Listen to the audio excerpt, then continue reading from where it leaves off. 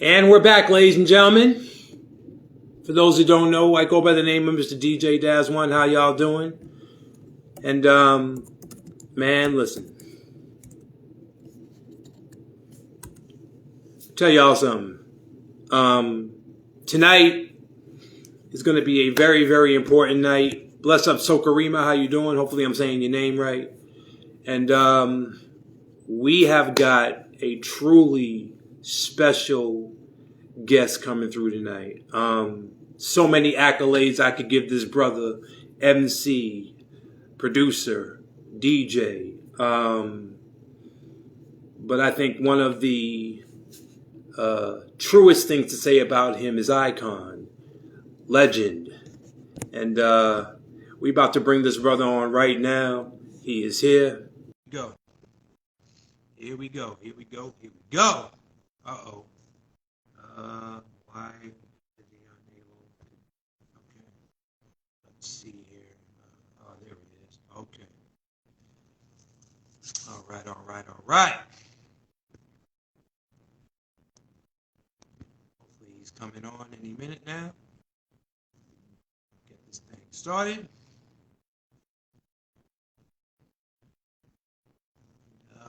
Good to go. All right, let's see what we got here.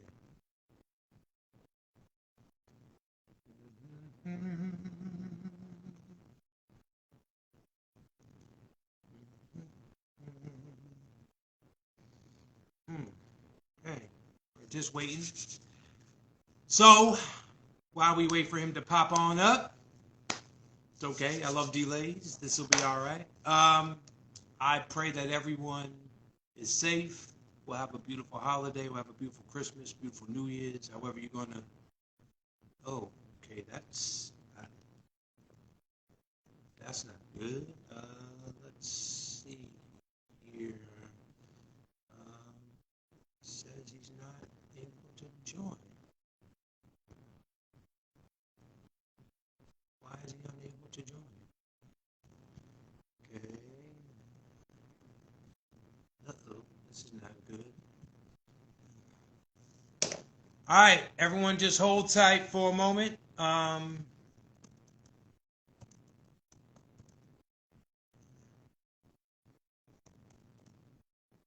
Okay. We gonna figure this thing out somehow, some way. All right. We gonna try to figure this thing out.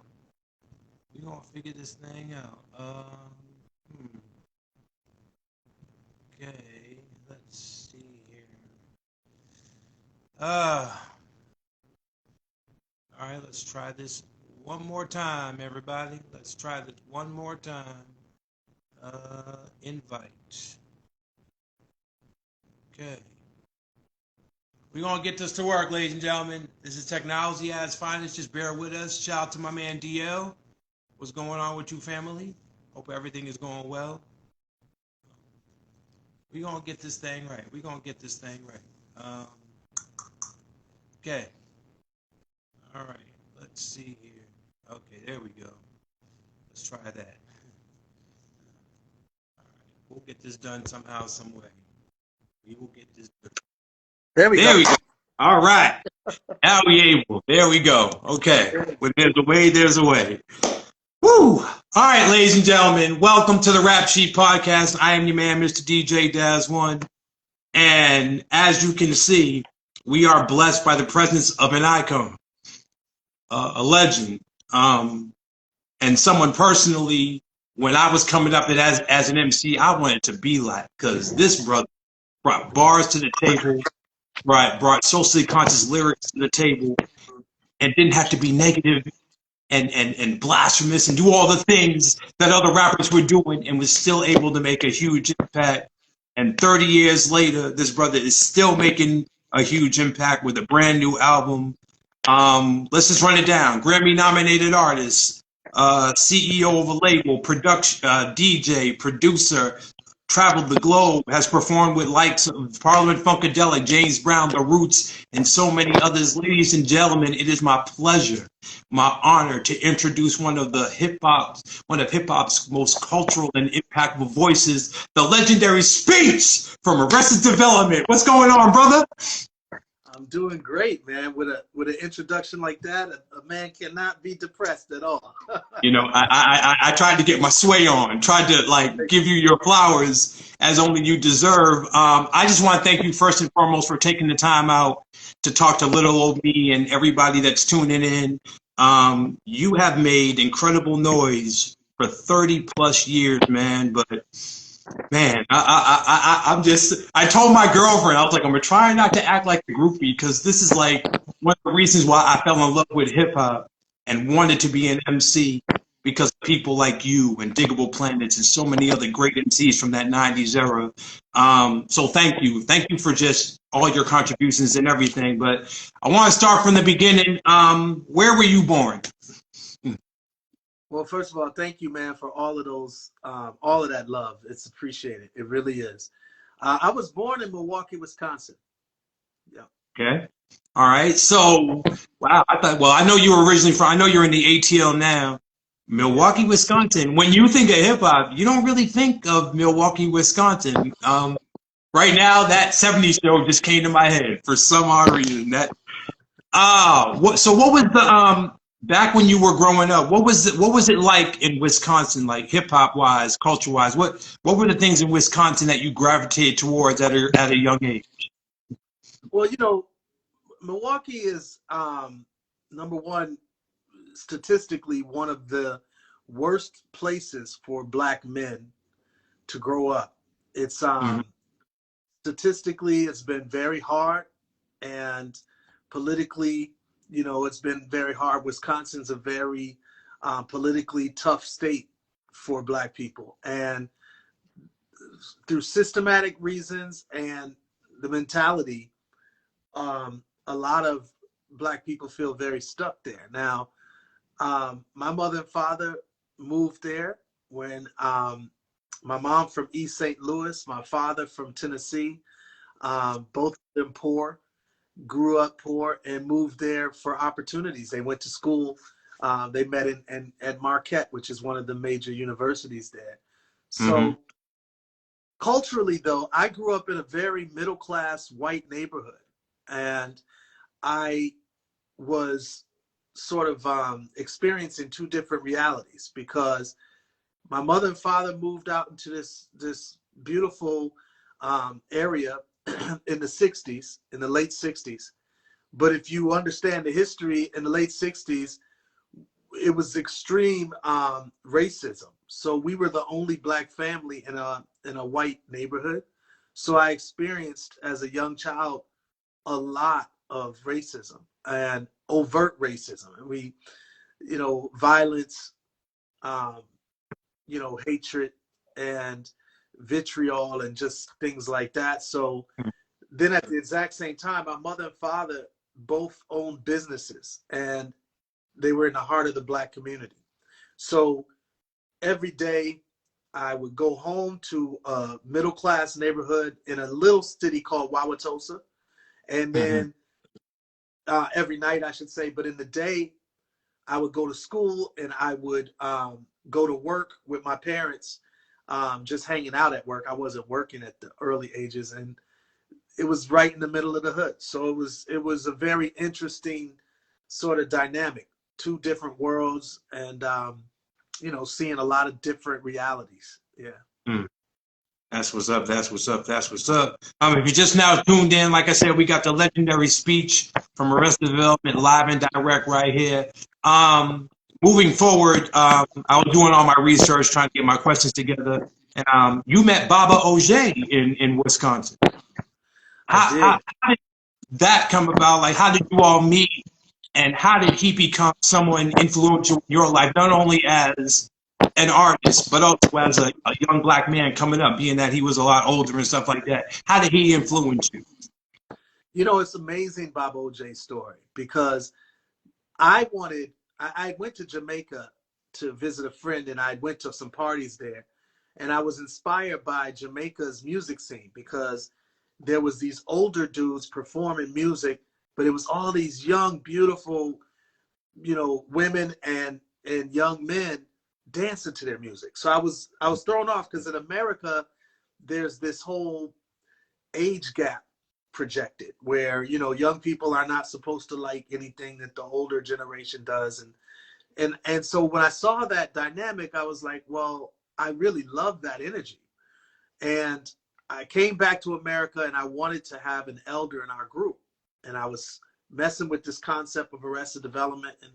And so I knew a dude who always used to hang with the younger people. We were in our 20s and our early 20s, and he was in his 50s, late 50s. And his name was Baba OJ. And he was a very avid traveler. He had been to Africa more times than he could count, and he had traveled throughout the continent. So he'd been to numerous countries, and he was a part of an African traditional society called the Osar Set Society. Nice. And so I wanted to get to know Baba, but he was cool to get to know and easy to get to know. And I asked him to be in the group. And so he at first said no, because, who would want to be in a rap group if you're 57 years old? It's not appealing. You know what I'm saying? Like, he's from a whole nother era. You know what I mean? It's like if someone was asking somebody my age, I'm 53 now, but if someone was asking my age to be in, like, I don't know, some type of music that only little kids listen to, you know what I mean? So like if Migos asked you to be in their group. Exactly. Yeah. Exactly. Right. It just didn't seem right. It was like, so for him, it was like, nah, I'm good, thanks, And so then he found out that I was a Thomas kid because my last name is Thomas and my parents obviously are Thomases. So he found out I was a Thomas kid and he knew my parents. Now, I didn't know that. It turns out that Baba, so anyway, he said yes, and he started rocking with us. But then I later found out that he was actually really close with my mom and dad, and that he was best man at the wedding. I didn't know that. He was the best man at my mom and dad's wedding. Wow. And I had no clue. They didn't tell me about that. And they was like, oh, Baba's in your group? And they told me, yeah, he's best man in our wedding. And they had taken Baba OJ. My mom and dad went to Kenya and brought Baba OJ with them. That was his first time going to the continent. I didn't know that either. And so when they took him, they stayed for about a month and they were doing some business and they left, and he stayed for 5 years. And that's when he started traveling the continent. So he stayed with my uncle who lived in Kenya. And long story short, it was all of these synergies, things that I had no clue about, but God knew about it. It was a spiritual connection that it was above my pay grade.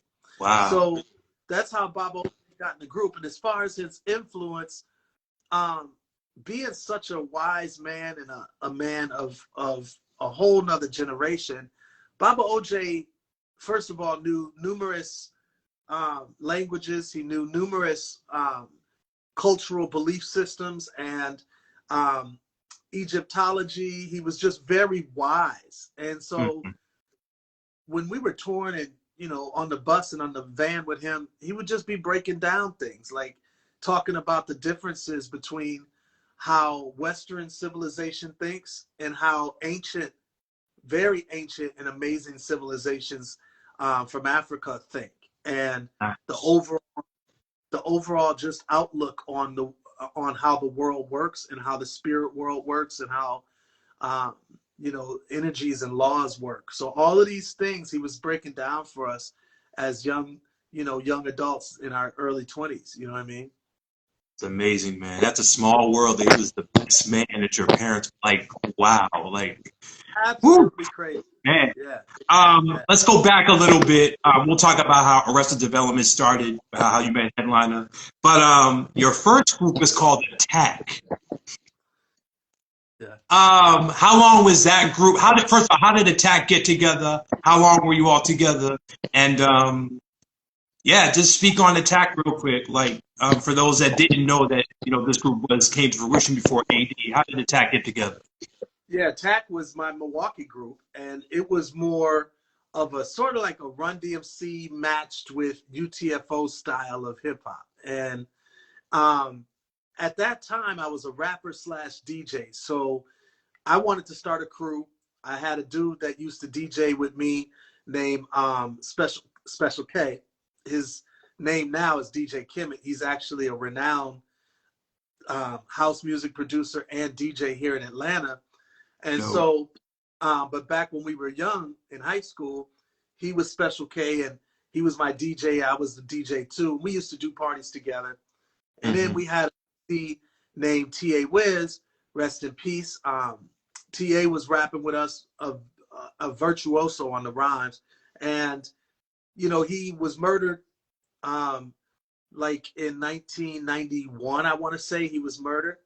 And so we were the three members of Attack, and it was just at the time it was my way of striving to make it. You know, I loved music. I wanted to do music for a living, and these brothers did too. And we were striving, you know, to put our hat in the ring, as they say. So yeah, that was it. Do you remember? I know this was a long time ago, but just for nostalgic purposes, do you remember any of the rhymes that you wrote back then for Attack? If you could just recite a few bars, if you can. That is a great question. I don't remember any of the rhymes, but anybody that's interested could go on YouTube and they can type in Attack, and we spelled it A-T-A-C-K. And there's about 4 songs that we released back in the 80s, the late 80s, maybe like 86, 85, somewhere in there, that are still on YouTube, or not still, they're on YouTube. There wasn't no YouTube when we were coming out. Well, I'm gonna look for that now, just to say, Speech gave me the clearest to go look up his stuff before his real stuff. Who were some of your hip hop influences back in the '80s and everything? Well, I mean, it was a lot of them. Well, just general influences. I don't want to timestamp it, but yeah, you know, for me, coming from Milwaukee, hip hop was more than just entertainment. It was almost like a calling. It was like a religious thing for people my age, because it was so new, and it was for the first time we felt that there was a way that our voice could be heard. So groups like Run DMC, artists like LL Cool J, but Treacherous 3 and Grandmaster Flash and the Furious 5, but also later would be groups like UTFO, Houdini, Fresh Prince and DJ Jazzy Jeff. So it was so many different artists that really influenced me. But as far as Arrested Development influences, I would say it was Public Enemy. When Yo Bum Rush the Show album came out, it changed a lot of my thinking, because I was hearing Chuck D talk about things like Chesimard or Black Panthers, and I was like, well, who's the Black Panthers? And obviously it's a big subject matter right now with the CRT debates about in schools teaching about true American history and the many realities that, you know, basically are the fundamental foundations of America, teaching those things. Well, I was just like most Black people, where I didn't know about the Black Panthers. I didn't know about the MOVE organization. I didn't know about Malcolm X. I was never taught about him in school. I was never taught about, you know, Angela Davis or, you know, W.E.B. Du Bois or any of these amazing figures in American history. And so when Chuck D was talking about these things, it sparked not only my curiosity, but it sparked a deep yearning to understand what was being purposely hidden from me and why. So it set me on a journey. I met, you know, I read things like Autobiography of Malcolm X and so on and so forth. All of these things would start to form my musical and intellectual sort of thought process about what was going on in the world and why. So yeah, so Public Enemy was a very big influence musically.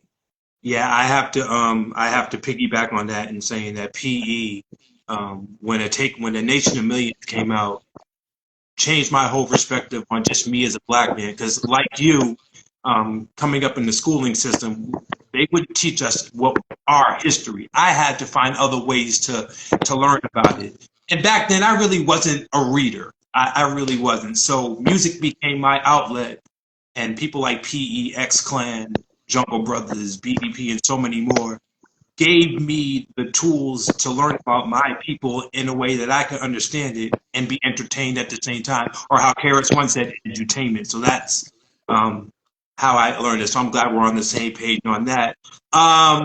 So let's move forward to 88. You meet Headliner and kickstart Arrested Development. What was it about Headliner and him agreeing with you to start this new journey, this new cultural group that wanted to bridge the gap between gangster rap and Afrocentric rap, which is why the group came into fruition? But what was it like meeting Headliner, and what were the beginning days of AD? How did those days go down?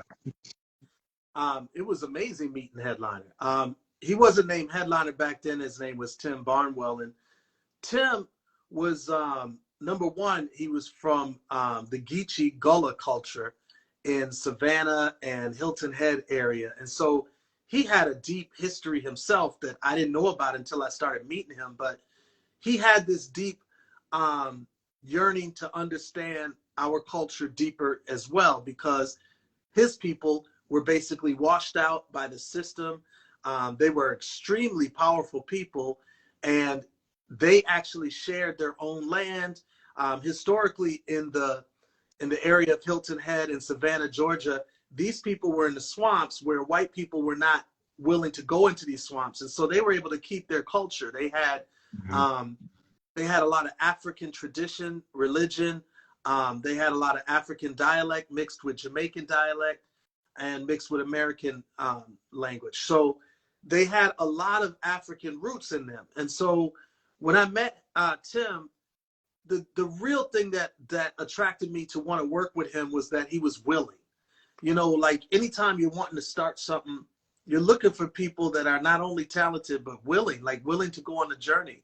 And Tim was that dude. He was very open-minded, very willing. And we just struck a chord. Like I put up a flyer because I went to a school called the Art Institute of Atlanta, and I put up a flyer saying, I'm looking for a DJ.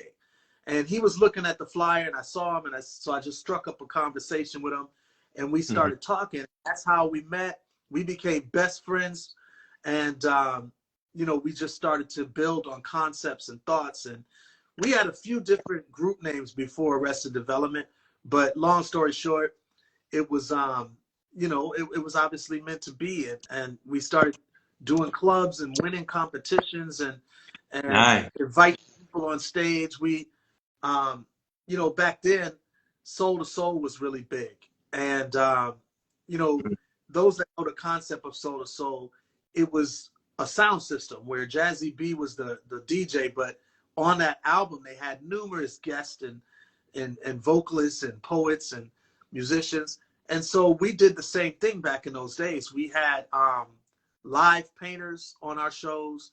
We had poets come up during our show. We had African dancers and drummers come up. We had elders like Baba OJ come up. So it was like it was more of an experience than it was just a rap show. So so that's how sort of the beginnings of Arrested Development happened. And then as we finally got a record deal, which actually was Jermaine Dupri, his father is the one that got us a record deal. And when he did, we had the record label was like, well, you can't bring all of these people on the road with you. So you gotta narrow this group down and really decide who you want to bring out. And it ended up being the people that you saw on the first album cover, which is Ishi, Razadon, Airly Tari, myself, Headliner, and Baba OJ. Right. That's a powerful story, man. That's pretty dope. Once again, for everyone tuning in, we got the legendary speech representing Arrested Development, representing hip hop and culture, representing damn near anything that's black and proud. And Point of phrase, black and proud. Word life. Actually, one of my friends in the bot that's tuned in asked, did Headliner play bass? No. Headliner was strictly a DJ. Um, and, you know, and like I said, we were just best friends. So, no, he didn't play bass. Um, like in the early days, we had a bass player that used to play with Miles Davis, and his name was Foley. And so, yeah, he was one of our bass players in some of the early days. He was on the David Letterman show with us, and he toured Lollapalooza with us as well. And so, yeah, but Headliner was definitely on the tables. Definitely. That's what's up. So the song Tennessee, big record. It was your first major single. I did my research on the record, and at first I was like, well, okay, what is he saying about? It's like, why is he mentioning Tennessee? Ain't he from Atlanta and stuff like that? But then, you know, looking back at your history, you actually lived in Tennessee, if correct on that. And there was some truth to the record. You said my grandma died, my brother's gone. I never had one spell. So those were actually true things. So can you just speak on the origins of Tennessee and how you spoke on those things that happened to make the record what it was? Yeah, so I used to visit Tennessee for months every year. So while I never lived there a whole year straight, I used to live there on and off throughout every year. So Right. during the summertime, my grandmother lived there, very rural South. She didn't have electricity. She didn't have running water. And it was a very rural existence. I mean, we drank well water. We took baths inside of pails that we collected from the well water, and we used bathroom in things called outhouses, which is basically a little place out in the backyard that they built out of wood. No electricity, like I said. So it was a totally different world. And she was my favorite grandmother. I had some fundamental, amazing years back in Tennessee. I learned self-efficiency and self-determination. I learned growing things. I learned living off of nature. I learned being one with nature. So all of these things I learned from that experience, and it was awesome.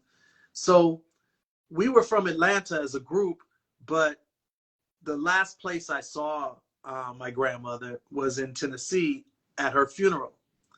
And that same week when she passed, my only brother Terry also died of a asthma attack. And so that was the last place I saw both of them. And so we were actually finished with the 3 Years, 5 Months, 2 Days album. But when my brother died, I wanted to write one more song for the album. And it was Tennessee. It ended up being our first single, even though it was the last song that was written. Wow. I'm sorry. First of all, sorry for your losses, indeed. But I bet when that record came out and there in the heavens listening to it, I bet they were smiling with glee to know that they were going to be remembered in that way, basically forever. And so that was a powerful story, and thank you indeed for sharing that. So let's get into this then. After Tennessee came out, you all started touring. The video was a success. I remember watching the video and I seen the banner for Life Music, Yes. and I really like just fell in love with just seeing that. I'm like, because that's what it definitely sounded like. Was that the theme you guys wanted to have? And if that's not the answer to that question, how did the Life Music theme, which was visible in every video you basically did, how did that how did that curate what the group's mission statement was? Yeah, that's a great question. So um, basically, if you saw the video, Tennessee is black and white, but what you maybe didn't know is that Life Music is painted on a red, black, and green flag. And the red stands for the blood of the people. The blood of the people being what connects us, the blood of the people being lost throughout slavery and throughout Jim Crow and all of the numerous ways of oppression. And the green is the land of the people. All of this was brought about by Marcus Garvey. the Honorable Marcus Garvey. And the land that was stolen from us, the land that we are so close to and know how to navigate so well, being the first humans on the planet Earth, the land that we cultivated, that we understand the science of. So that's the red and the green. The black is us. Yeah. And we always believe in that. And what we fight against as a group from day one to this very day with our last album, For the F and Love, that just came out, is this belief that our lives are worthless, that our lives are somehow or another not of great value.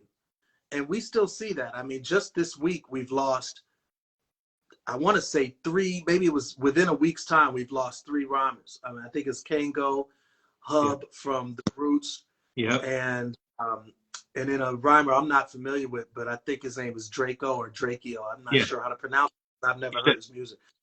Yeah. So, and that's just this week or within a week's time. So there is this battle that groups like ours have been fighting against for 30 years. And the battle is that our lives are not sacred. And battle against that concept. And a lot of our music, unfortunately, perpetuates this same thought process that, you know, other people's lives are extremely valuable, but ours are not. And it's very easy for all of us to get sucked into that. So to answer your question, life music is to combat that, is to say that this music is celebrating life. And it celebrates death, not senseless death, but the fact that death is a transition to a whole nother plane, a spiritual plane. And so we celebrate life, death, and the struggles of our ancestors. And these are all the things that we talk about on every song that you might have heard. You know, if you listen to people every day, in the very beginning of the song, headliner says, you know, yo, this is headliner from Arrested Development, and this is a celebration of life, death, and the struggle of our ancestors. And even on this new record, For the F and Love, Farida Ali, she says the same thing on the song Thank You. So it's just an ongoing theme. So life music is something that is our mission. Dope. That's dope. And yeah, man, I'm just loving the jewels that are coming out this conversation with you, man. It's like I'm speaking to my big brother right now, even though we're not that far in age. And I'm learning a lot from just listening to you. Just speak just so fluently. For those that are just now tuning in, like I said, we got the brother speech representing Arrested Development. I was talking to my girlfriend yesterday, just when I was like doing info on you, and I only thought you all dropped 2 albums. Y'all have made a lot of albums. I was like, why did I miss all this? So I started listening to everything, and I'm like, man, why was I asleep? Like I as a DJ, it's our job to just try to stay in tune with stuff, but I don't know how I missed these albums over the many years. I'm like, man, I got to play catch up and listen to this listen to this stuff.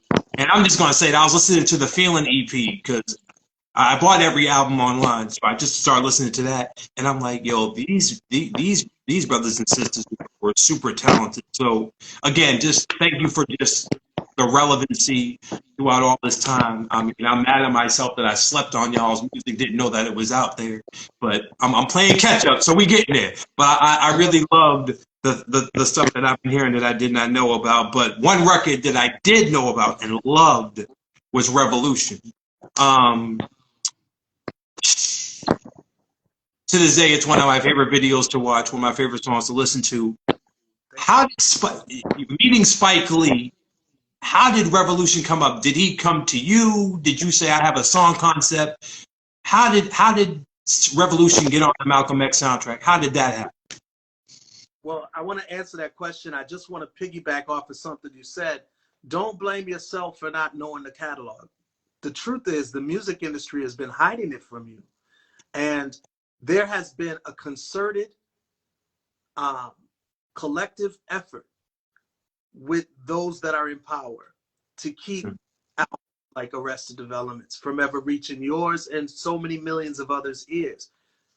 I would say that we would have had to give up the music industry if it wasn't for other countries that don't have this same agenda. So in Japan, for instance, we do very well. And they promote these albums and we sell units and we are able to make a living. Same difference with Australia. There's certain parts in Europe that give us this opportunity and they push these records. But in America, there has been a concerted effort to keep it on the DL.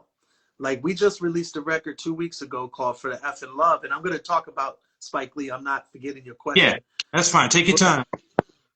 When we released For the F in Love, numerous platforms, we released it on all the digital platforms, and they won't even announce that it was released. So they'll announce to you that, you know, if Cardi B drops a new record, it's all over the place. Megan Thee Stallion, same difference. Snoop, same difference. But Arrested Development will drop it the exact same day, and they won't even mention that it exists. So there is a concerted effort, and I have a documentary called The Nigga Factor that discusses this. So I just wanted to say all of that. The second thing about Spike Lee. So Spike, you know, he's my favorite director in the Black world. I mean, I just love his art. It's made me cry. It's made me laugh. It's made me angry. You know, movies like Do the Right Thing and School Days and on and on and on. Yeah.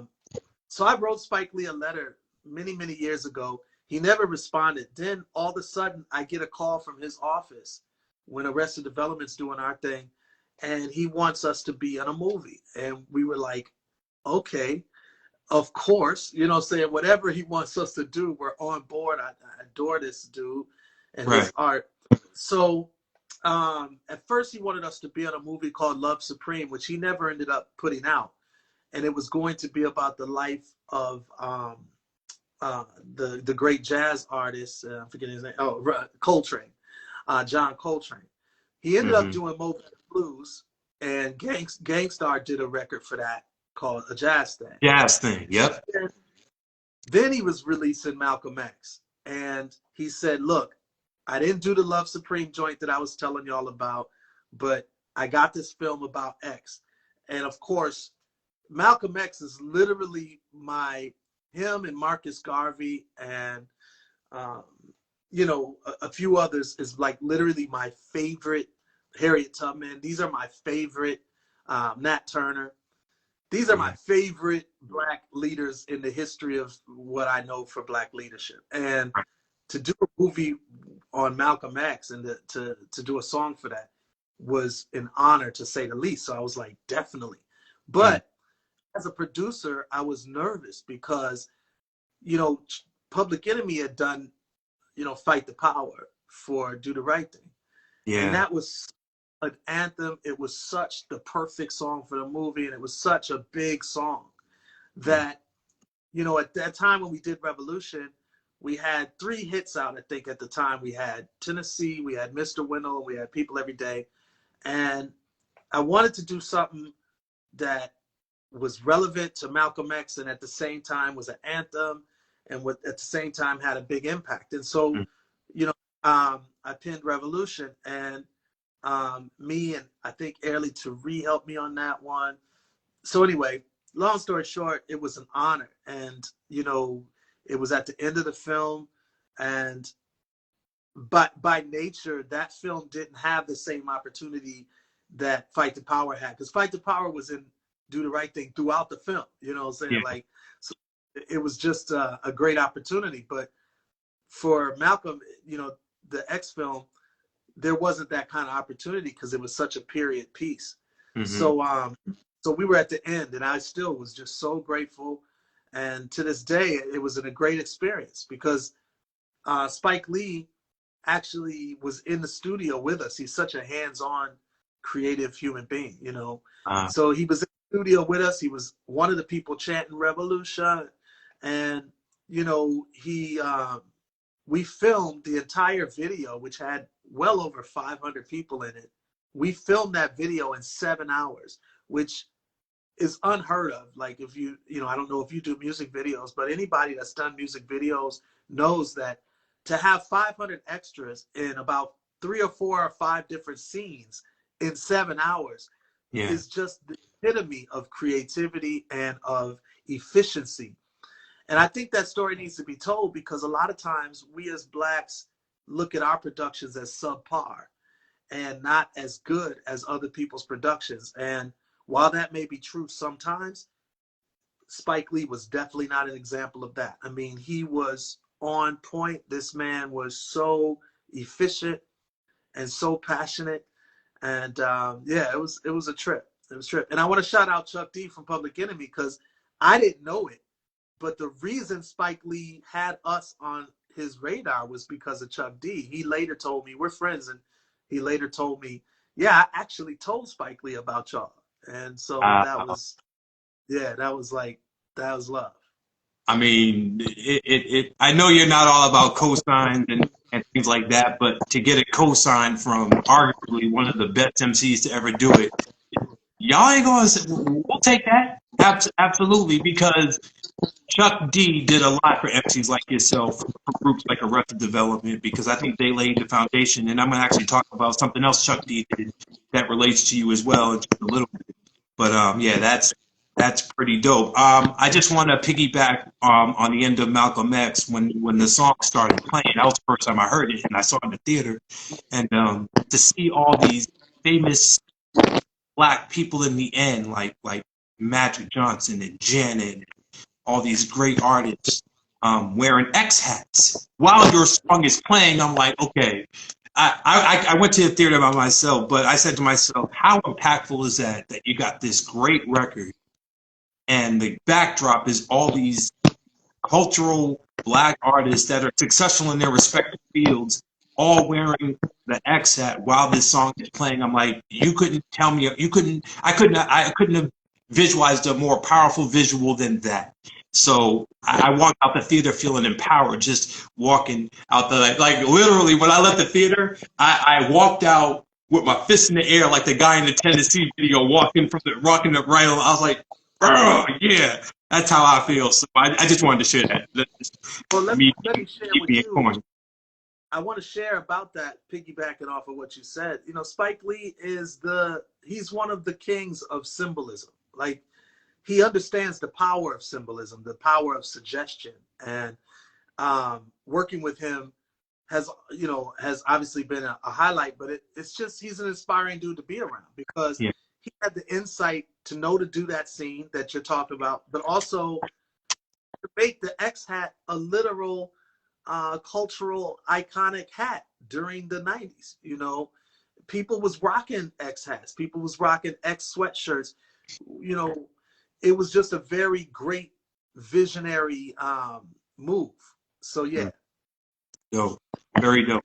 So let's something else Chuck D did that I remember seeing and watching a lot is PE would go into prison and perform, and then also speak to the inmates and things like that.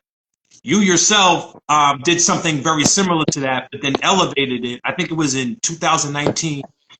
You went to Richmond to not only just vibe with the inmates, but to actually work with them. And they created original music, and you helped them, like, I guess, put it out and everything. And it became a documentary called 16 Bars. How impactful was that for you to go into that kind of element, knowing that one of your heroes, Chuck D, did the exact same thing, but you wanted to take it a step further and say, you know what, I want to record your music. I want people to hear your pain, your thoughts, how you feel. What was that whole process like for you? And it was like, well, I think I read somewhere where it was like helping rehab prisoners through music. Explain that whole process. Yeah, so, you know, our prison system is just one of many things that we've got to be able to dismantle. It has become so ineffective and so toxic to dehumanize men and women, make us forget that they even exist, destroy families, and you know, it's a system that's simply not working. And so I've always been passionate about the plight of brothers and sisters that are behind bars and the problem with it. And so basically, when I had an opportunity to do, you know, something about it. There was a particular sheriff named C.T. Woody who was allowing men to have daddy-daughter dances inside his jail. And anybody that's familiar with the criminal system knows that this is rare. Like many times, allowing the humanity of fathers to spend time with their daughters while they're imprisoned, that could even be frowned upon in the political scene. People can lose their, their positions as sheriff or positions as governor. So these things are frowned upon because a lot of voters want to make sure that people that are behind bars don't get these types of human experiences. And so I was impressed with C.T. Woody's viewpoint of the people in the prison and are in the jail. And then I rang, I have a manager named Joe Lamont. Me and Joe talked. Joe rang the prison up, the jail up, and wanted to talk to C.T. Woody. He did.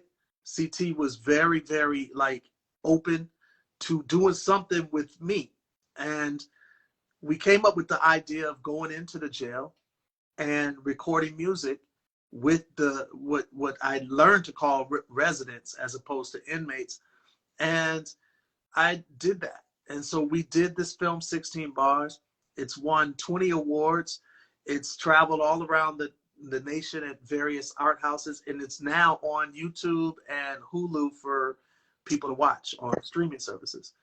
And basically, it's me and 4 men that we highlight that are in these jails, and we write music together, and it's powerful. The music is on all the streaming services. Just look for 16 Bars, and yeah, I'm very proud of that. And Arrested Development, from the first tour we ever did, we used to go to the projects and speak during our tour. So we would do we go to sound check, and then right after sound check, we would go to the projects, or we would go to the homeless shelter, or we would go to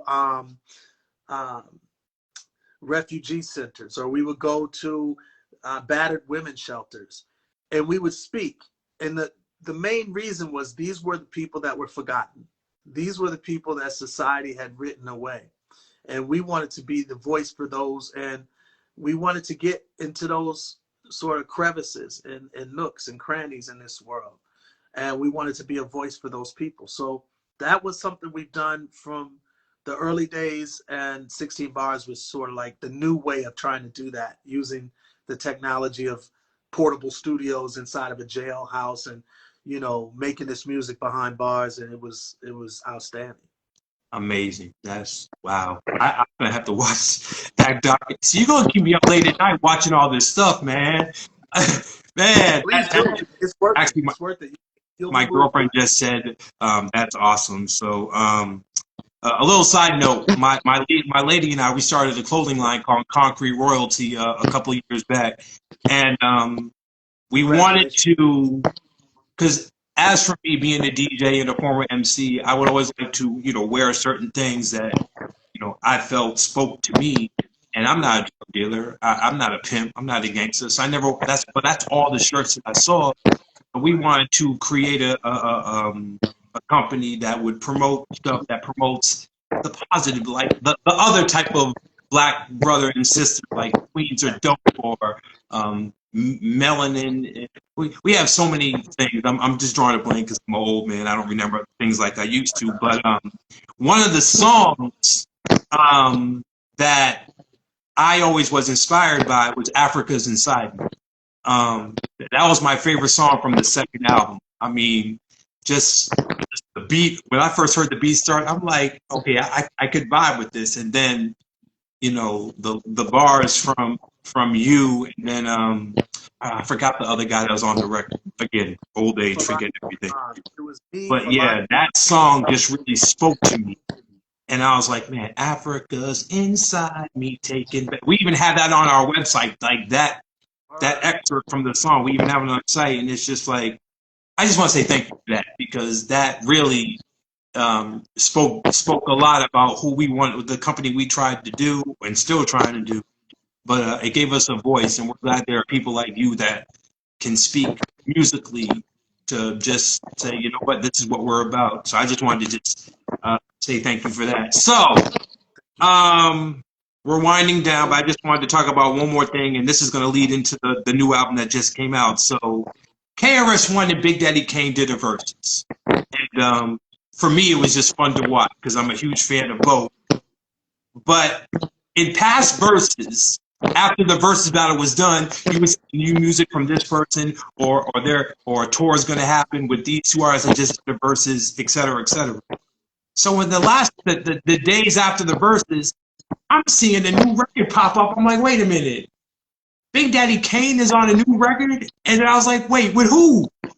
And then I saw that it was with y'all, and the song was called Vibe, and I just stopped what I was doing and had to listen to this record. I love that. And when I was done, I literally did this. I love it. I was like, yes, Kane? How?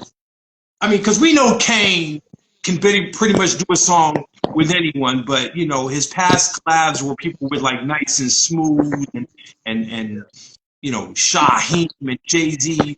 They're really, his collaborations really weren't that of, like, a culture vibe. Like, when I think of, like, Lean on Me and Children of the Future, every time he did a collaboration, it was just more like some to the left Big Daddy Kane pimp stuff or some just straight up bars. So this record right here was just, whew, how did this collaboration come about? I appreciate that. You know, I've been working with an artist named Configure. He's out of the UK, producer, and me and him was working on this song. He created the beats and the music, and I created the chorus and the bars that I did. So we were working on this song for a new Arrested Development album, and at this point we're looking like, well, who could be on the, you know, to guest on the record? And I think at this time I'd already gotten somebody to help me sing the chorus, and that was a brother named Cleveland P. Jones, who literally bodied this record. He's like, he is the equivalent of Busta Rhymes when he did Scenario and how great his verse was on Scenario. Cleveland P. Jones did that, but in the singing realm. He's just so great on this record. Right. And then we had that already, and my sister Tasha LeRae was on there doing backgrounds. She's from Arrested Development, the second generation of Arrested Development. So we were like, who could be on the, you know, do another verse? And we kicked around a number of names, but the first name that I was hoping for was Big Daddy Kane, because the song has a smooth energy to it, and it would freak people out to see an Arrested Development Big Daddy Kane collaboration. And so I wrote him, and I told him, like, yo, this is probably our last album, and I really would love you to be on this record. I sent him the track, and he loved it, and he didn't get back to me for about a month, so we started talking to other possibles. Mm-hmm. And when he finally got back to me, he was like, yo, sorry it's taken me so long. He was doing interviews at that time with Eminem and with Jay-Z, and, you know, he was literally at the top of people's attention span just because mm-hmm. of, you know, how dope he is, but it was sort of like a give the flowers type of thing. Yeah. And for him. And so he was very busy, but by the time he responded to me, he was really on top of it. He kicked his verse off. And during the pandemic, we've been doing creativity by sending stuff via email. So he was sending me acapellas. We would put it into the mix and do our thing. And bro, it was just one of those great situations. We didn't even know he had a verses coming up. That was like totally God. So when the verses was announced, me and Configure, who we executive produced this Arrested Development for the F and Love together. So I was like, yo, I think we should drop during the verses. So then the main conversation was, do we want to drop literally like the day before verses, or we want to drop right after verses, or during the verses? We wasn't sure, but that's the beautiful thing about technology. Like, we were able to capitalize on the sort of the, I don't know, just the talk of the internet with this whole incredible KRS-One and Big Daddy Kane situation. So it was a beautiful thing. And so we dropped that single. It's got almost 200,000 views on YouTube, which for conscious hip hop of today, and especially that has a 90s style to it, that's really great. We're really grateful for that. And we since then dropped another single called Swing 'Em, which features Master Ace. Yep. my man Fat Man Scoop and Del P from Philly, and of course Arrested Development. So yeah, it's a lot of great stuff going on. Yeah. I also I should have said this too, but I wanted to give you time to talk about it. I was on a Zoom call when I saw the videos. I was like, it was like 20 people in the Zoom call. I'm like, yo, can I show y'all something? Because everyone was about to sign off. I'm like, show y'all something. So I showed them the video, and everybody was like, I love it. I love it. That's love. And we were a bunch of 40 plus African American Black people, just of all kinds. They had a few Dominicans, a few Puerto Ricans, Jamaicans in there. But I just wanted to play that just to get their feedback. And at first they was just vibing when you was rhyming, and then they all saw Kane, and everyone was just like, I know. Yeah. It was like, wait, Arrested Development, Big Daddy Kane. I'm like, I know, such a weird collaboration, but it worked. It worked. And it really did. I was like, okay. So then, for me personally, after I saw that, I'm like, please let these brothers, please let this group drop another album, please. And then I saw For the F in Love, and I was like, my prayers have been answered, because I look for, no pun intended, the vibe that I grew up listening to. Because today's music is not like that at all, with the exceptions of maybe a Royce the 5'9" or a J. Cole. That's really all I can think of. So I always have to go back to the music of old, because that's the vibe that I constantly look for. And then when this album dropped, the song dropped, I was like, and then the album came, I was like, thank God there are still living legends. Keep that same sound, keep that same energy, and put out this album. So when For the F in Love came, and I haven't heard the whole thing as of yet, but to see people like Master Ace and Moni Love and people I grew up listening to on this album, I'm like, can I meet Arrested Development in person just to say thank you? Well, we got to meet in person one day. I'm just going to throw out there, I would love to meet you in person. But let me say this right quick. That I forgot that I have an interview that I need to do literally right now. It starts at 9. But I want to shout you out. Thank you for having me on, man. And, sorry for the technical realities. I had to go from the Arrested Development page because for some reason the speech page was acting crazy. But I want to shout you and just say thanks, man, for what you're doing. And, for people that's listening and watching, For the F in Love is out right now. Definitely want y'all to peep that record out on your favorite streaming service. And but yeah, I gotta blaze out. I gotta do this other joint at 9 o'clock to make sure I protect these folks. Well, I want to thank you again. I'm gonna let you go. Let's definitely stay in touch. We'll exchange information and just stay in touch. Love to have you come out to Kansas City and perform here. We'll just keep the communication open. Blessing speech. Have a wonderful time. Happy New Year, and thank you. Same to you, brother. Thank you. All right, man. Blessings.